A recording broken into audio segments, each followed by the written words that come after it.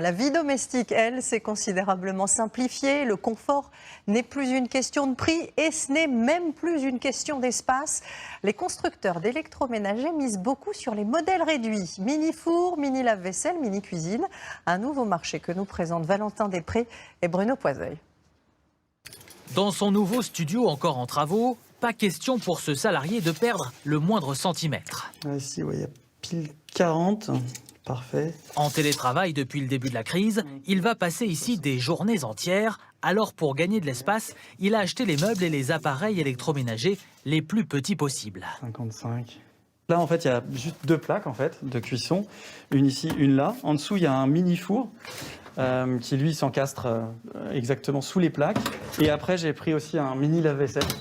Un petit lave-vaisselle 6 couverts qui permet quand même de faire un peu de la vaisselle quotidienne, on va dire. Et tout ça dans 60 cm de large, une mini-cuisine pour ne pas étouffer dans ce petit 20 mètres carrés. On a besoin même dans un petit espace, de sentir qu'on peut faire quelques pas, sans être tout de suite contre un meuble ou contre un mur. Et il n'est pas le seul à avoir fait ce choix. Les appareils miniatures ont investi tous les rayons. Lave-vaisselle pour 2 personnes, mini cave à vin, mini congélateur. Les ventes se sont multipliées l'an dernier. Plus 18% par exemple pour ces mini-fours.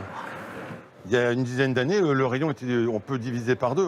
Il y en avait beaucoup moins. Tous ces produits ont beau être 2 à 3 fois plus petits que leur version classique, cela ne veut pas dire pour autant qu'ils sont 2 à 3 fois moins chers. À l'intérieur, vous avez justement les mêmes pièces, la même puissance, les mêmes performances. Donc oui, le prix peut être équivalent en effet. Alors, seriez-vous prêt à miniaturiser tous vos appareils? Si au quotidien on peut gagner de la place, autant le faire. Un mini-four, vous n'allez pas faire la même chose que quand vous avez un four traditionnel. Dans un camping-car, ça peut être très sympa. En vacances, on peut l'emporter. Donc je pense que c'est pas mal. Mais certaines marques d'électroménagers ne s'arrêtent pas là. Ce chef d'entreprise ne commercialise que du miniature et ses ventes ont progressé de 30% ces derniers mois. Alors il a décidé d'aller encore plus loin avec ses cuisines entières vendues en un seul bloc.